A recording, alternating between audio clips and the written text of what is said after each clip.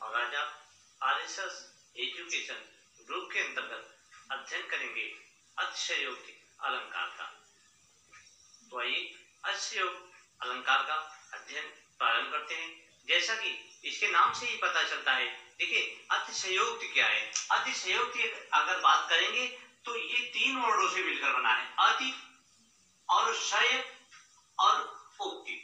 तो अतिशय माने अत्यधिक, बहुत बढ़ा चढ़ाकर जिसको बोलते हैं, और उक्ति माने क्या होता है, कथन होता है। तो इस प्रकार से आप लिख सकते हैं कि जहां बहुत बढ़ा चढ़ाकर, जिस कथन का बहुत बढ़ा चढ़ाकर वर्णन किया जाए उसे अतिशयोक्ति अलंकार कहते हैं। तो इस प्रकार से आप इसके अर्थ को और परिभाषा को भी व्यक्त कर सकते हैं कि जब किसी काव्य या कविता में किसी वस्तु का बहुत बढ़ा चढ़ाकर वर्णन किया जाए या उसकी उपयोगिता सिद्ध की जाए, उसके विषय में बहुत अधिक उसका बड़प्पन किया जाए, बड़ाई किया जाए, तो वहां अतिशयोक्ति अलंकार होता है। जैसे अगर हम बात करते हैं इसके उदाहरण की, तो बहुत सारे ऐसे उदाहरण आपको कविताओं में मिलते हैं। जैसा पहला उदाहरण है कि राणा प्रताप के घोड़े से पड़ गया हवा का पाला था। अगर इसमें आप देखेंगे तो ये भी अतिशयोक्ति अलंकार का उदाहरण है।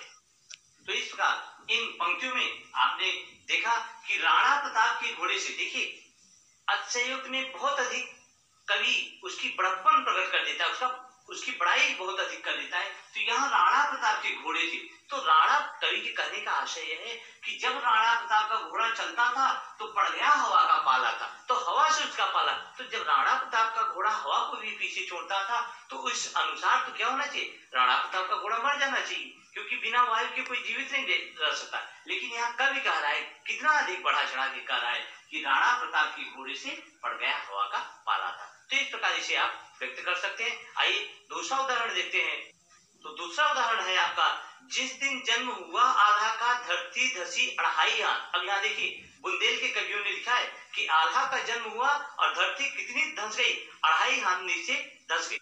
तो इस प्रकार से यहाँ भी अतिशयोक्ति अलंकार स्पष्ट रूप से दिखाई पड़ रहा है कि आल्हा देखिए वीर पुरुष थे, तो कवियों ने इतनी अधिक उनकी इतना बड़प्पन कर दिया, इतना अतिशयोक्ति कर दिया उसमें बढ़ा चढ़ाकर कि आल्हा के जन्म होते ही यानी उनका शरीर इतना वजन था कि धरती धस गई अढ़ाई हाथ। तो इसका मतलब जो धरती में एक तरफ जो हमारी धरती अक्ष पर झुकी हुई है, क्या आल्हा के जन्म से वो झुक गई है? इस प्रकार से आप इसको देख सकते हैं। तो यहाँ अतिशयोक्ति अलंकार दिखाई पड़ता है। अगला उदाहरण है आपका, नेक्स्ट उदाहरण कि हनुमान की पूंछ में लगन न पाई आग, सिगरी लंका जल गई, गए निशाचर भाग। तो यहाँ भी आप देखेंगे तो अतिशयोक्ति अलंकार है।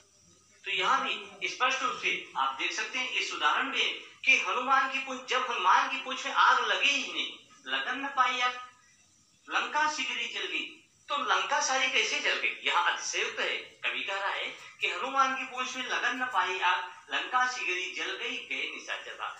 तो जब हनुमान की पूंछ में आग लगी ही नहीं तो पूरी लंका किस तरीके से जल गई? तो यह अतिशयोक्ति अलंकार यहाँ भी प्रकट हुआ है। आइए नेक्स्ट उदाहरण देखते हैं कि भूप सहस दस एक ही बारा, लगे उठावन उठन न तारा।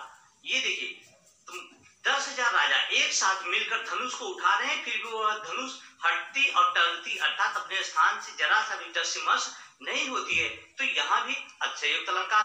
तो इस प्रकार से इन पंक्तियों में भी अगर आप देखेंगे तो स्पष्ट रूप से यहाँ आपको अतिशयोक्ति अलंकार दिखाई पड़ा है, क्योंकि यह धनुष भंग के समय की पंक्तियां हैं। जब भूप माने राजा, सहस 10,000 राजा एक बार में मिलकर एक साथ लगे उठावन टरन तारा, धनुष को उठाने लगते हैं, फिर भी 10,000 राजा एक साथ मिलकर कैसे उठा सकते हैं? तो इस प्रकार से आप यहाँ देखेंगे अतिशयोक्ति अलंकार होता है। तो इन पंक्तियों के द्वारा आप अतिशयोक्ति अलंकार को प्रकट कर सकते हैं। तो इसके अलावा भी और भी उदाहरण है।